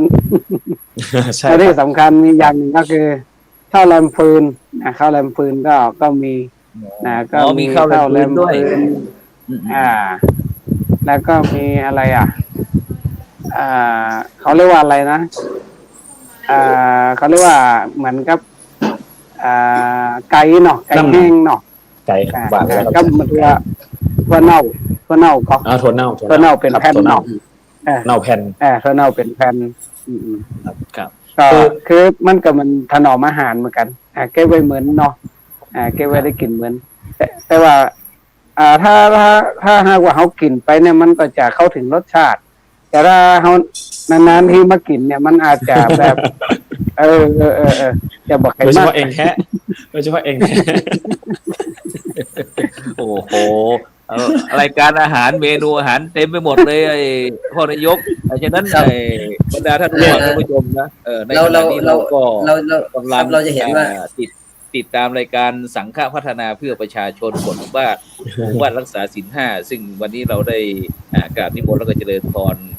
คณะกรรมการหมู่บ้านรักษาศีล5บ้านสถานหมู่ที่1ตำบลภูซางอำเภอภูซางจังหวัดพะเยาเรามาคุยนะซึ่งเราก็คุยเกี่ยวกับเรื่องโครงการเสร็จแล้วก็มาถึงอาหารการกินการถนอมอาหารต่างๆซึ่งเป็นเอกลักษณ์ของการดำเนินชีวิตของพี่น้องไทยลื้อทีนี้เราจะไปที่ภูมิปัญญาท้องถิ่นภูมิปัญญาพี่น้องไทยลื้อมีอะไรบ้างครับอาจารย์มหาครับอย่างภูมิปัญญาที่เราจะเห็นผู้เฒ่าผู้แก่ของเราในการโดยเฉพาะเรื่องอุปกรณ์การทำการเกษตรอะไรหรือเปล่าครับหรือว่ามีเรื่องการประกอบสัมมาอาชีพเลยไหมครับครับคือวิถีชีวิตตระกูลไทยเนี่ยมันก็จะอาศัยอยู่ตามหมู่บ้านที่มันมีทั้งน้ำท่าอุดมสมบูรณ์ใกล้ป่าดังนั้นอุปกรณ์ไม่ว่าจะเป็นเรื่องของการล่าสัตว์เนาะอย่างเช่นไอ้พวกไซพวกอะไรเนี่ยมันก็คล้ายๆกับไอ้พี่น้องที่อยู่ในอะไรนะอยู่ใกล้ๆแม่น้ำเนาะอุปกรณ์หาปลาใช่ครับเป็นอย่างที่วันสถานก็จะมีกลุ่มจักสารซึ่งเขาก็เอาไปใช้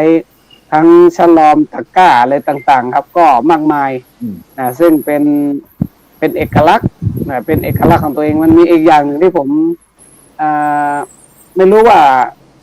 มันเรียกว่าอะไรนะครับคล้ายๆกับไอ้เลยนะไอ้คลองใหญ่เนาะห้องว่าจะได้อันโคดนคลองใบใหญ่ๆนั่นนะน้องก็หมงนะคล้ายๆกับคลอง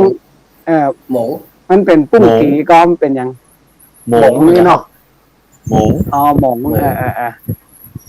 หมงมันนี่มันจะอธิบายต้องมีคนเลือกอธิบายแล้วเอาไปแจ้งอย่างจริงๆเริ่มพาคณะกรรมการช่วยอาจารย์มหาหน่อยเริ่มพาคณะกรรมการไปดูที่วัดสถานก็มีพิพิธภัณฑ์ด้วยครับก็เก็บของโบราณของพวกพี่น้องไทยลื้อเก่าแก่ก็เก็บไว้เยอะเหมือนกันครับก็ในส่วนที่ผมว่าที่มันชัดเจนที่สุดของไทยลื้อก็คือภูมิปัญญาการทอผ้าครับภูมิปัญญาการทอผ้านี่คือชัดเจนที่สุดครับผ้าพี่น้องไทยลื้อใช่ครับซึ่งถ้าเข้าไปในพระอุโบสถหรือวิหารนี่ก็จะเห็นตุงครับอันดับแรกเลยตุงไทยลื้อครับตุงภาษาตุงอะไรทำไมทำไมต้องมีตุงก็ในความเชื่อของคนไทยลื้อคือเมื่อทำบุญให้คนตายแล้วปุ๊บก็คือเหมือนกับว่าตรงเนี้ยก็คือบ้านหลังที่2ที่หลังจากในโลกมนุษย์เนี่ยโลกในอุดมคติเนี่ยคุณก็จะได้ทำบุญตรงนี้ไปให้ผู้ตายก็เพื่อผู้ตายจะได้อยู่ในปราสาทวิมานที่อยู่ในอีกโลกอีกภพหนึ่งครับในความเชื่อครับเอาพ่อหลวงใครจะเสริมครับเล่อย่างหนึ่งตุงความเชื่อของผู้สูงอายุผู้เฒ่าผู้แก่ที่เล่าสืบผ่านกันมาเขาเรียกว่าถ้าเป็นสะพานบุญที่จะสาวขึ้นสวงสวรรค์อันนี้คือคำเล่าของผู้เฒ่าผู้แก่ใช่ครับอันนี้มีมันเป็นปริศนาครับใช่ครับที่ตัดมันจะเป็นสายใยเหมือนที่ก่อชายผ้าขั้นครับใช่ครับก่อชายเดินขึ้นสวงสวรรค์ประมาณนั้นเนี่ยก็คือมันจะเป็นสาวขึ้นบนสวรรค์อันนี้คือความเชื่อครับเป็นสะพานเป็นสายโยงครับมันมีคติอยู่ก็คือว่าที่จริงอ่ะมันแฝงในคตินะครับอันนี้จากอาจารย์วิถีเขาเล่าว่าตุงไทยลื้อเนี่ยจะมีลักษณะคือข้างล่างจะเป็นปราสาทเป็นมณฑปและตรงข้างบนเนี่ยมันจะเป็นช่องเป็นขั้นเขาเป็นขั้นไอ้ตรงปราสาทเนี่ยเขาบอกว่าเลยปราสาทนี่ขึ้นไปคือบันไดขึ้นที่เป็นขั้นเนี่ย พื่อเอาขึ้นไปสูงสุดคือนิพพานและข้างบนเนี่ยเขาจะทำเป็นห่วงสามห่วงอาจารย์เขาทำเป็นสามห่วงไอ้สามห่วงเนี่ยความหมายก็หมายถึงว่าสิ่งที่สูงสุดอยู่ข้างบนแล้วก็คือพระนิพพานก่อนที่ไปนิพพานเนี่ยเราต้องผ่านไตรสิกขา3ข้ออะไรเงี้ยอันนี้คือเพราะฉะนั้นตุงไทลื้อเอกลักษณ์ก็คือเป็นปราสาทอยู่ข้างล่างก็คือไปถึงมนุษยภูมิไอ้ข้างบนนี่คือเป็นรูปภูมิและอันสุดท้ายก็คืออรูปภูมิอะไรเงี้ยครับอันนี้คือเขาจะแฝงพวกไตรสิกขาอะไรเข้าไปในตรงนั้นอันนี้คือคติดั้งเดิมคือเหมือนกับว่าการจำลองเอาหลักคำสอนพุทธศาสนาใส่ลงไปในตุงที่จริงอ่ะการทำบุญคืออุบายแต่หลักแล้วคือเป็นคำสอนที่แฝงไว้ตรงนั้นคือต้องการสอนให้คนว่าสุดท้ายหลักสุดท้ายสูงสุดข้างบนคือพระนิพพานเราต้องผ่านจากตรงนี้ไปจนถึงพระนิพพานอะไรประมาณนี้ครับ แล้วไปที่พ่อนายกสักนิดหนึ่งพ่อนายกพ่อวราวุฒิเผ่าใจมานะในฐานะที่เป็นนายกองค์การบริหารส่วนตำบลภูซางเนี่ยเราได้มีการส่วนสนับสนุนเรื่องภูมิปัญญาท้องถิ่นโดยเฉพาะของพี่น้องไทยลื้ออะไรบ้างไหมอย่างผ้าทอผ้าตุงอะไรต่างๆที่เราได้ส่งเสริมเกี่ยวกับเรื่องสัมมาอาชีพนี่อย่างไรเอ่ยก็ส่วนมากที่อบตเราจะมีเด็กเล็กๆตั้งแต่2 ขวบจนถึง5 ขวบ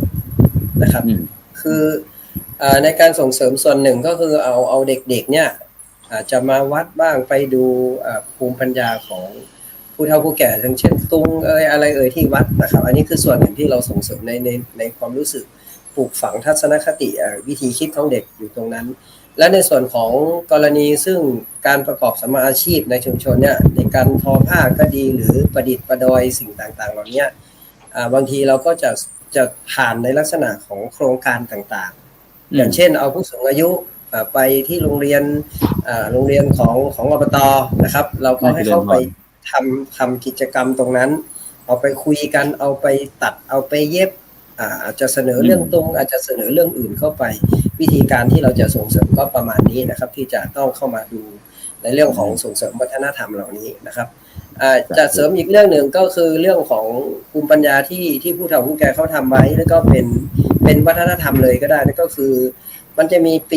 ช่วงปีหนึ่งก็จะมีการปักแหลวนะครับท่านอาจจะเคยได้ยินปักแหลวนะครับปักแหลวหน้าบ้านก็จะเป็นลักษณะเอาไม้ไผ่มาสานเป็นรูปวงกลมตรงกลางแล้วพอออกบ้านไปเนี่ยเขาจะเอาไปประชุมที่เจ้าฟ้าไปประชุมที่เจ้าฟ้าที่หอเทวดาเขาจะปิดประตูบ้านหมดเลยปิดประตูบ้านหมดทุกหลังคาปิดประตูหมดเลยนะครับแล้วก็เอาแหลวมาใส่หน้าบ้านของตัวเองใครจะเข้าต้องอะไรเขาเรียกอะไรซื้อเข้ามานะครับซื้อเข้ามาเขาเรียกวิธีเข้ากรรมครับเข้ากรรมเมืองแต่ว่าเสียผีก็ไม่ใช่ก็ค่าใครจะเข้าถ้าไม่ใช่คนบ้านเดียวกันค่าปรับใหม่ประมาณ2 บาทอาจารย์อะไรเนี่ยอันนี้ทำคลิปไปนะส่วนที่เป็นวัฒนธรรมที่ส่งเสริมกันมาอันนี้ครูดลคงจะมีภูมิรู้ตรงนี้อยู่ช่วยอธิบายต่อนิดหนึ่งว่าแหลวคืออะไรคือไอ้ตรงเนี้ยผมพอดีผมทำวิจัยตอนที่ปริญญาโทที่เชียงใหม่เรื่องนี้เลยอาจารย์เรื่องเข้ากรรมใครรื้อบ้านนาเนี่ยมันคือการเอาง่ายๆคือความเชื่ออีกซีกไงที่ผมบอกนะครับว่าหรือมี2 อย่างคือพุทธศาสนากับความเชื่อเกี่ยวกับผีบรรพบุรุษคือการเลี้ยงผีบรรพบุรุษนั่นเองครับซึ่งเขาจะมีการเส้นสวงใน1 ปีเวลา1 ปีจะทำกันซึ่งจะทำกันประมาณถ้าคนเมืองก็เดือน9แต่คนไทยลื้อเรียกว่าเดือน8พระอาจารย์เก็บความรู้นิดหนึ่งนะ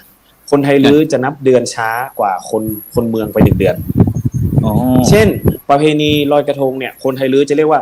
เกี่ยงเป้งเจ๋งเป้งคนไทยลื้อจะเอาเดินเกี่ยวว่าเดินเจ๋งเดินเจ๋งเป้งเจ๋งเป้งเจ๋งปิ้งแล้วก็คนไทยคนเมืองจะเรียกว่ายี่เป้งซึ่งคนไทยลื้อนับช้าไปครับออกพรรษาคนไทยลื้อออกพรรษาเดือน12เป้งแต่คนเมืองเนี่ยออกภาษาเดือนเกี่ยงเป้งนะครับเพราะฉะนั้นจะช้าไป1 เดือนเพราะฉะนั้นคือคนไทยลื้อจะนับเป็นเดือน8ในช่วงที่เลี้ยงผีบรรพบุรุษก็คือวิธีการก็คือการเส้นสวงบรรพบุรุษประจำปีครับผีอารักษ์เมืองประจำปีซึ่งการที่จะทำปุ๊บคนไทยลื้อคือบอกว่ามันเป็นงานภายในเขาจะมีวิธีการทำสัญลักษณ์ก็คือการทำเฉลียวภาษากลางเรียกว่าเฉลียวแต่คนเมืองเขาเรียกว่าตะแหลวครับแล้วเขาจะปักไว้ที่หน้าบ้านประตูหน้าบ้านทุกหลังคาที่นับถือผีนี้แล้วสัญลักษณ์แบบเนี้ยคือในทางเอเชียคเนย์เราหมายความว่าเป็นพื้นที่ห่วงห้ามบุคคลภายนอกเข้าคือเป็นสัญลักษณ์พื้นที่ห่วงห้าม เมื่อพื้นที่ห่วงห้ามปุ๊บห้ามเข้าหมายความว่าคนนอกถ้าจะเข้าคุณก็ต้องเสียค่าปรับ ซึ่งในภาษาไทยเรียกว่ากำไหมก็คือค่าไหมปรับไหมนั่นเองนะครับ หมายความว่ามันเป็นเรื่องของภายในครับแล้วเขาก็จะมีแบบนิทานมาควบคู่กับอธิบายว่าผีต้องไปประชุมกันผีต้องไปเตรียมการเลี้ยงเพราะฉะนั้นแล้วเราต้องเอาตะแหลวปักไว้เพื่อให้สิ่งไม่ดีไม่เข้ามาเพราะผีไม่ได้อยู่บ้านตอนนี้ผีจะต้องไปประชุมกันอะไรประมาณนี้ครับนี่คือเป็นนิทานที่คนแก่เราเอาไว้พูดให้เด็กๆฟังแต่ที่จริงแล้วคือมันคือเป็นสัญลักษณ์ที่บอกคนที่พื้นที่อื่นว่าตอนนี้ในบ้านฉันมีกิจกรรมอะไรบางอย่างซึ่งเป็นพื้นที่ห่วงห้ามเข้านะถ้าคุณเข้าคุณต้องเสียค่าปรับยกเว้นคนที่เป็นสะใภ้เป็นเขยกันแล้วอันนี้ถือว่ามาซื้อผีเข้ากันละอะไรเนี่ยเป็นประมาณนี้ซึ่งไทยรื้อยังทำอยู่ครับทุกวันนี้ทำเดี๋ยวผมจะขออนุญาตส่งลิงก์ที่ปีที่ผ่านมาล่าสุดเลยผมทำคลิปวิดีโอไว้เดี๋ยวผมส่งให้พระอาจารย์ในไลน์ครับเผื่อไปน้องแพร่ครับมีครับทีนี้เราไปเรื่องความเชื่อการนับถือพุทธศาสนาทีนี้พี่น้องไตรลื้อเกี่ยวกับเรื่องการบวชพระบวชเนนไปที่อาจารย์มหาจิตการครับพี่น้องไตรลื้อของเรานี่มักจะนิยมบวชมาไว้เข้าอาจารย์ครับตอนเป็นเด็กเป็นเดี๋ยวนะครับอาจารย์ผมขออนุญาตแทรกนิดนึงพอดีผมติดธุระต่อเดี๋ยวผมขออนุญาตออกจากไลฟ์ก่อนนะอาจารย์เดี๋ยวจะให้ใช้การละเล่นสักนิดหนึ่งวันนั้นเกี่ยวกับเรื่องศีลห้าเดี๋ยวให้อาจารย์มหาจิตการแป๊บหนึ่งเกี่ยวกับเรื่องอาจารย์ครับเกี่ยวกับเรื่องความเชื่อในการบวชครับบางครั้งบางคราวก็บอกว่าบวชเป็นเด็กเป็นเล็กเขาจะนี่แล้วก็จะต้องบวชเป็นสามเณรถ้าเป็นไปได้ก็จะต้องบวชก่อนเบียดอะไรต่างๆเรื่องนี้ครับอาจารย์ครับพี่น้องไทยลื้อมีความเชื่ออย่างนี้อย่างไรเรื่องนี้ครับจริงๆทั้งไทยลื้อไทยเมืองไทยโยนอะไรพวกนี้ก็คือคล้ายๆกันในเรื่องของวิถีทางพระพุทธศาสนาเพราะที่ผ่านมาในส่วนใหญ่ความผูกพันที่มีอยู่ในพระพุทธศาสนานี่ก็จะคล้ายๆกันก็คือนิยมเอาลูกหลานเนาะมาบวชเพื่อสืบศาสนานะครับแล้วก็ถ้าบวชเป็นเนนถ้าเกิดสิกขาลาเพศไปเนี่ยเขาไม่ได้เรียกถ้าเป็นคนเมืองเขาจะเรียกน้อยเนาะแต่ถ้าเป็นคนลื้อเขาจะเรียกใหม่ เรียกว่าใหม่นั้นใหม่นี้เนาะซึ่งการที่คนเข้ามาบวชในพระพุทธศาสนาเนี่ยมันก็จะอยู่กับที่ว่าชุมชนเนี่ยมีความผูกพันมากขนาดไหนนำลูกหลานมาบวชเป็นเนนก็เรียกว่าบวชแต่เล็กแต่น้อยจนไปถึงบวชผู้ใหญ่ก็คือคล้ายๆวิถีคนไทยเราก็คือพออายุ21ปีหรือว่า25ปีก็จะมีการมาบวชก่อนที่จะแต่งงานหรือว่าปัจจุบันก็จะมีคล้ายๆว่าเบญจเพศเนาะมีความถือว่าคนเราถ้ามาถึงอายุ25ปีแล้วเนี่ยถ้าบวชเนี่ยมันก็จะคล้ายๆว่ามันจะปลดเคราะห์ปลดโศกอะไรเนี่ยก็ยังมีนะครับมีบวชกันแล้วก็มีความเชื่อแต่ว่าการบวชครับการบวชปัจจุบันเนี่ยอาจจะน้อยลงแต่ก็ไม่ถึงกับหายไปครับก็ยังมีอยู่ปะปายก็คือตามวิถีชีวิตเนี่ยพ่อแม่มีความผูกพันกับพุทธศาสนาก็อยากจะให้ลูกหลานเข้ามาสืบทอดต่อเพราะคนที่บวชอย่างพี่ไหมดลเนี่ยพี่หนานดลเนี่ยคือเขาบวชเขาจะมีความเข้าใจในเรื่องของเขาเรียกว่าวิถีพุทธวิถีพราหมณ์พุทธผีพราหมณ์เขาจะมีความรู้มากมีความลึกซึ้งแล้วก็อีกอย่างหนึ่งโดยอุปนิสัยก็จะเป็นคนชอบข้าวล่ำคำซออะไรต่างๆก็ฉะนั้นคนที่เข้ามาบวชเนี่ยส่วนใหญ่จะเป็นคนที่แบบมีคุณภาพไปเลยครับเข้ามาบวชพี่น้องไทยลื้อเขาเพราะว่าเนื่องจากเขามีความผูกพันที่ลึกซึ้งกับพุทธศาสนาครับฉะนั้นเราก็จะไปต่อเลยครับนอกจากเดี๋ยวเราจะไปคุยเพราะว่าวันนี้ครูดลก็มีภารกิจนะครับที่จะต้องไปต่อฉะนั้นท่านอาจารย์มหาจิตการได้พูดถึงเรื่องการละเล่นการละเล่นนะครับของพี่น้องไตรลื้อไปที่ครูดลเลยครูดลการละเล่นพื้นบ้านพื้นเมืองของพี่น้องไตรลื้อวันนั้นเห็นว่าวันนั้นเห็นทางทีมงานไปถ่ายด้วยเกี่ยวกับเรื่องศีลห้าอะไรเงี้ยที่จริงถ้าพูดถึงการละเล่นของไทยลื้อที่หลักๆก็คือโบราณเลยนะครับการเล่นมะกร อะไรนะ มะกรหรือที่ภาษากลางเขาเรียกว่าโยนลูกช่วง อ๋อ จะเป็นการละเล่น โยน ก็คือจะสืบเนื่องกับการที่เวลาประเพณีช่วงเลี้ยงผีเมืองกำเมืองที่พูดเมื่อกี้ครับอาจารย์เขาจะบ่าวสาวสมัยก่อนเขาก็จะมาเล่นก็คือเป็นช่วงมหรสพอะครับเล่นกันก็จะมีขับลื้อก็คือการคล้ายๆซอเนี่ยแล้วก็การเล่นลูกช่วงหรือโยนมะกรเนี่ยบ่าวกับสาวเขาจะจีบกันฉันชอบคนนี้ฉันก็จะทำลูกช่วงมาโยนให้คนนี้อะไรประมาณนี้ในอดีตนะฮะทุกวันนี้ไม่แล้วครับโทรศัพท์ไลน์หากันแล้ว นายกเลยโยนมาช่วงหรือเปล่า รุ่นพ่อหลวงนี่มีอยู่หรือเปล่าไม่รู้นะ ไม่ทัน ไม่แน่ใจว่ารุ่นพ่อหลวงยังมีอยู่ไหมโยนลูกช่วงนี่ไม่น่าจะมีแล้วนะ ไม่ทันแล้วครับ ไม่นั่นเป็นรุ่นแก่ๆคนแก่ครับเนี่ยถ้าทุกวันนี้ก็เริ่มหายไปละต้องให้คนแก่มาลื้อฟื้นครับ แล้วในส่วนของการละเล่นของไทยลื้อเนี่ยส่วนใหญ่แล้วมันก็จะเห็นได้น้อยนะเพราะส่วนใหญ่เป็นวิถีเกษตร ก็จะมีการแต่ถ้าเป็นในส่วนของวรรณกรรมก็จะมีความพบวรรณกรรมในวัดก็คือการเทศแต่ทุกวันเนี้ยบ้านสถานก็ไม่มีละเทศไทยลื้อหายไปละ ก็จะเป็นเทศภาษาสำเนียงของทางน่านอะไรไปครับ แต่แล้วก็อีกอย่างหนึงก็คือถ้าเป็นของชาวบ้านเขาเรียกว่าขับ ขับ คล้า อะไร ย นะ ๆซอขับลื้อเขาเรียกว่าขับลื้อ ขับลื้อ ครับก็เหมือนซอเนี่ยครับ อ๋อมีพวกเครื่องดนตรีอะไรเข้ามาประกอบไหม มีครับมีปีครับเขาเรียกว่าปีขับลื้อ มีปีครับปี ล ขั อง บลื้อ ลองเห็นว่าวันนั้นคณะกรรมการของเราทีมงานทางออนไลน์AI บอกว่าโอ้ชอบมากอยากจะให้ครูดลได้โชว์ขับแบบพี่น้องไตรลื้อของเราให้บรรดาท่านผู้ฟังได้ไปชมสักนิดหนึ่งก็ยังดี ได้ครับอาจารย์อันนี้คือเป็นคำขับที่ผมไปเรียนมาที่เมืองยองนะครับ ก็คือวันนั้นแม่แอมเขาก็พูดนะแต่ของผมนี่จะเป็นแบบคล้ายๆสำเนียงออริจินอลหน่อยนึงก็คือคนขับเนี่ยเขาก็จะใช้ภาษาไทยลื้อเลยไม่รู้เดี๋ยวพระอาจารย์ลองแปลตามนะครับว่ามันจะเข้าใจหรือเปล่าเวลาขึ้นปีมันจะมีเสียงปีขึ้นพอเสียงปีขึ้นปุ๊บคนขับก็จะเจ้าเฮ้ยเจ้าเฮ้ฟังต่อเจ้าอะโทแม่เจ้าอะโทใครหันกุนใครโคไปพอมึงใครหันกุนใครโคไปพอมึงมาใครหันเจ้าปอกาไปพอเจิงเจิงมาใครหันคุณคักเอวเตี้ยวเมืองหือไปพอเมืองหอใครหันจังปั่นหมอหือไปพอใต้แหลม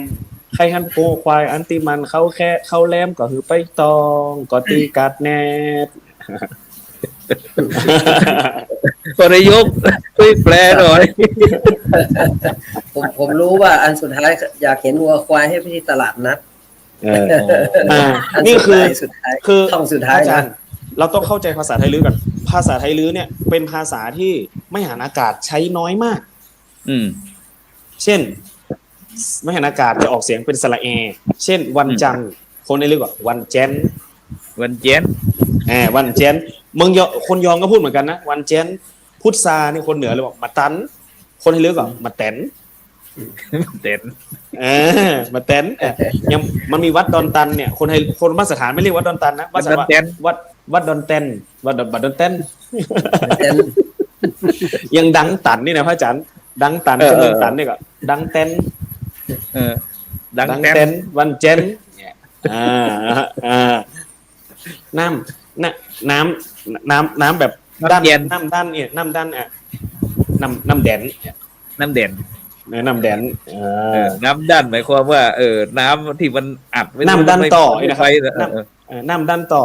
คนเลือกว่าน้ำแดนต่อแล้วก็คำว่าแม่น้ำปากแม่น้ำที่น้ำลงไปหากันเนี่ยคนเลือกจะเรียกคำว่าศพแม่ซบนั่นซบนี่อย่างที่น้ำห้วยไฟไปลงที่น้ำเปื่อยเขาเรียกว่าซบห้วยไฟเพราะฉะนั้นคำว่าศพในภาษาลื้อเนี่ยหมายถึงปากด้วยนะครับอะไรที่มาเจอกันเนี่ยคนไทยลื้อความหมายคนไทยลื้อจะใช้คำว่าศพหมดเลยซึ่งภาษากลางก็ภาษาคนเมืองก็มาซุปกันเนี่ยมาจากคำเดียวครับรากศัพท์เดียวกันก็มาซบกันและอีกอย่างภาษาไทยลื้อไม่มีเสียงสระผสมเช่นสระผสมก็จะเราที่รู้คือสระเอียสระเอือสระอัวไม่มีสระเอียกลายเป็นเอไปเลยเช่นเนี่ยเป็นเมมีเมเบียก็เป็นเบเนี่ยครับสระเอือก็ไม่มีสระเอือก็เป็นไปเลยเช่นมะเขือเมื่อก็มือ เมื่อเออ ครับครับ เมื่อ ใช่ครับ แล้ แล้ว วก็เฮิร์นเฮิร์นนะฮะเฮอเนี่ยแล้วก็สระอัวก็ไม่มีก็เป็นสระโอเช่นมะม่วงก็เป็นมะโมง มะโมง ขัวก็เป็นโค เป็นโค หัวก็เป็นโหเนี่ยหัวก็เป็นโห ครับเนี่ยคือมีลักษณะเด่นของไทยก็คือจะเป็นอย่างนี้ไม่มีสระผสม แล้วก็เสียงปฏิภาคสระเอสระอะบางไม่หันอากาศบางตัวจะไปเป็นสระแอนี่คืออัตลักษณ์ของภาษาไทยลื้อเดี๋ยวอีกหน่อยจะให้อาจารย์มหาจิตรการมาเป็นภาษาไทยลื้อวันละคำอะไรเดี๋ยวดังนั้นนอกจากที่มีขับแล้ววันนั้นอยากที่ซอศีลห้าอาจารย์เอาสักหน่อยวันนั้นเหรอครับวันนั้นไม่ใช่ครับวันนั้นเป็นข้าวข้าวมีข้าวมีจ้อยมีนั้นมันเป็นของภาษามันไม่ใช่ของไทยลื้อนะครับอาจารย์มันเป็นของคนเมืองได้เอาไหนก่อนที่จะไปเอาซอศีลห้าสักนิดหนึ่งซอศีลห้าซอศีลห้าก็ได้ครับ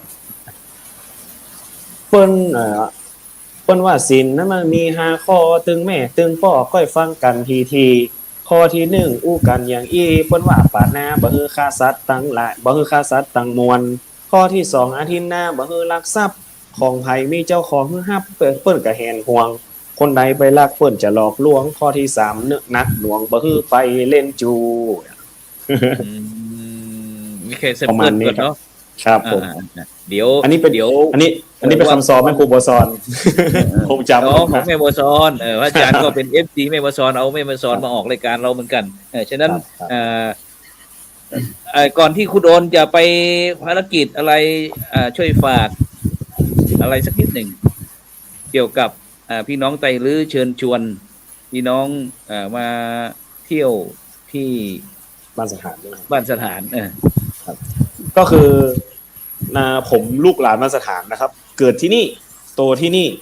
แล้วก็ผูกพันกับที่นี่มากเลยครับเพราะผมแล้วทุกที่ที่ผมไปผมมีความภูมิใจนะครับว่าผมเป็นคนไทยลื้อแล้ววันหนึ่งเนี่ยผมก็อยากให้ทุกคนมารู้จักว่าคนไทยลื้อคุณจะได้เห็นว่าวิถีคนไทยลื้อจริงๆแล้วเนี่ยเป็นวิถีที่ผูกพันกับศาสนาพุทธมากโดยเฉพาะผูกพันกับศีลห้ามากๆอาหารที่เราคุยกันไปเมื่อกี้มีแต่ผักล้วนๆเมนูหลักบะหมี่นะครับลาบจิ้นเหมือนบ้านตีอื่นบะหมี่มาเจออาหารลักของไทยลื้อคือผักแล้วก็ผักเนี่ยครับถ้าใครอยากกินเองแท้ต้องมาลองที่บ้านสถานครับแน่นอนครับและที่สำคัญคือไทยลื้อบ้านสถานหมาน้อยด้วยใช่ไหมเครือเดียวกันอันเดียวกันเลยเครือหมาน้อยกับเองแท้อันเดียวกันครับมันเรียกคนละชื่อเฉยๆถ้าคุณมาที่บ้านสถานเนี่ยคุณก็จะได้รับกลิ่นไอและบรรยากาศแบบไทยลื้ออีกค่อนข้างที่จะ 80% อาจจะไม่เท่า12ปันนาแต่ผมบอกได้เลยว่าที่บ้านสถานเนี่ย 80% ก็คือยังคงค่าความเป็นไทยลื้ออยู่พอสมควรครับสาธุวันนี้ต้องขอบคุณคุณครูสราวุฒิเตมีศักดิ์หรือว่าครูดลนะที่ถือว่าเป็นภูมิปัญญาความภาคภูมิใจของพี่น้องใจลื้อบ้านสถานตำบลภูซางอำเภอภูซางจังหวัดพะเยาที่ได้มาถ่ายทอดวิถีชีวิตพี่น้องไทยลื้อเพื่อที่จะได้ให้บรรดาท่านผู้ฟังท่านผู้ชมถ้ามีโอกาสไปทางอำเภอภูซางอย่าลืมไปที่บ้านสถานฉะนั้นขอบคุณนะคุณครูโดนเดี๋ยววันหลังเดี๋ยวเราค่อยมาคุยกันอีกทีสาธุนมัสการครับสวัสดีทุกท่านครับเหลือเวลาอีก10 นาทีทีนี้เราก็จะคุยกับพ่อนายก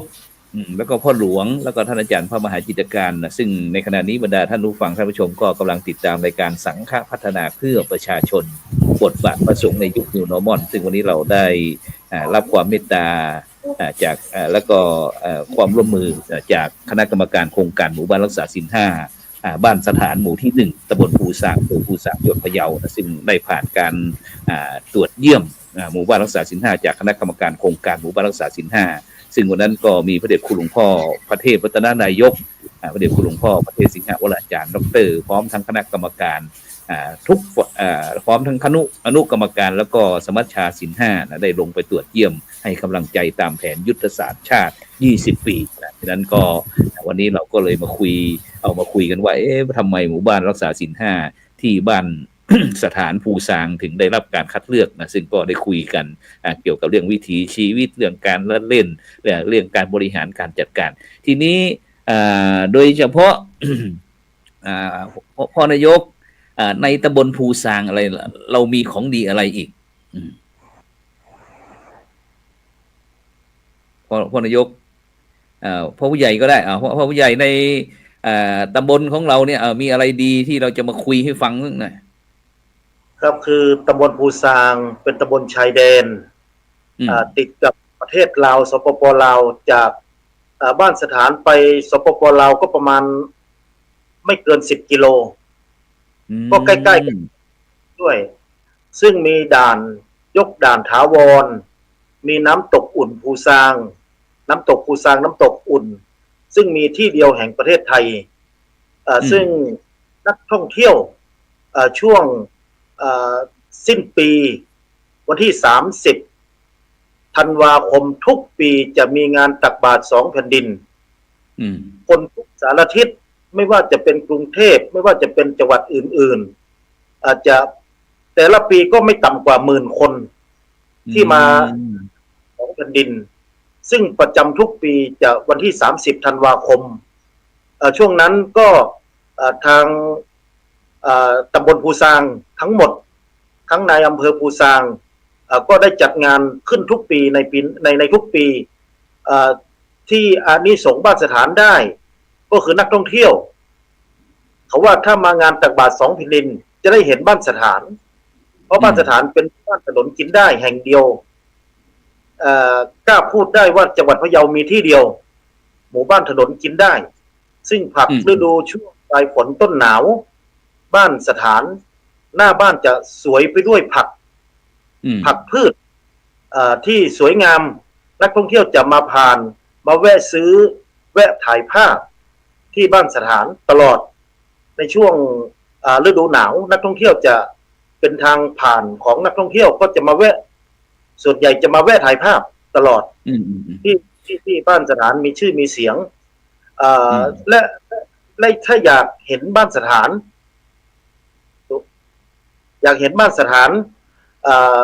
ให้เข้าไปที่ Google กดบ้านสถาน2เดี๋ยวมันมีหลากหลายท่านมีหลากหลายมากที่อยู่ใน Google ซึ่งเกี่ยวกับบ้านสถานพ่อหลวงช่วยขยายนั่นหน่อยขยายที่459นั่นที่เราได้รางวัลมา459ช่วยขยายหน่อยโครงการที่ว่า459ที่เราได้รับรางวัลจากธกสอะไรนั่นนะ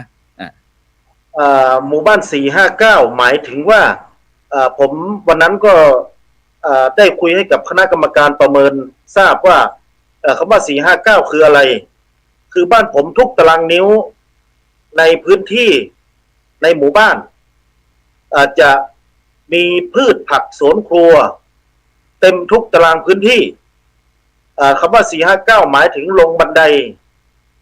ก้าวที่1 2 3 4ก้าวที่4จะเจอผักที่กินได้ที่ปลูกไว้ตั้งแต่ตีนบันไดไปจนถึงในสวนจนถึงนอกรั้วเรียบถนนหนทาง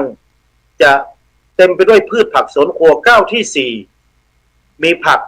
ก้าวที่5มีผักจนถึงก้าวที่9และจนเต็มหมู่บ้านจนเต็มในพื้นที่หมู่บ้าน459เป็นศัพท์ของธกสเขาตั้งไว้เขาเลยท้าว่าหมู่บ้านไหนที่ลงบันไดไป49เจอผักมีที่ไหนบ้างมีบ้านผมบ้านเดียวที่ว่าที่มีผักเพราะทั่วจังหวัดเขาไปดูแล้วทุกหมู่บ้านไม่มีกว่าจะเห็นผักที่กินได้มันต้องเข้าไปในสวนเข้าไปในที่เขาปลูกแต่บ้านผมก้าวที่4เจอผักเป็นหมู่บ้าน459ครับท่านคือความหมายของ459นี่คือคงที่เราได้รางวัล459คือว่าลงก้าวที่4ก็เจอผักสวนครัวหรือว่ากินได้อะไรต่างๆนี่นะที่พี่น้องไตหรือบ้านสถานของเราได้ปลูกไปในหมู่บ้านมันคงทางอาหารให้กับชุมชนและเป็นแหล่งผลิตอาหารฉะนั้นก็ต้องเจริญพรครับผมสาธุโอ โอเคนะฉะนั้นในช่วงโอกาสสุดท้ายเหลือเวลาอีกนิดหนึ่งจะกราบนิมนต์ท่านอาจารย์มหาจิตรการอภิปุญโญนะเจ้าคณะอำเภอภูสางเจ้าวาดวัดสถานได้